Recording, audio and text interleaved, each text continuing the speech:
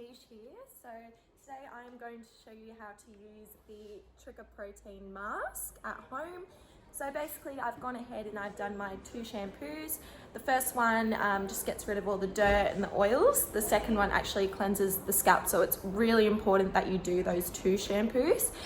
Then I will towel dry my hair.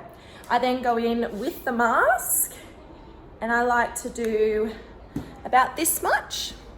Rub it into my hands. Then I'm going to evenly distribute it throughout my mid-lengths and ends.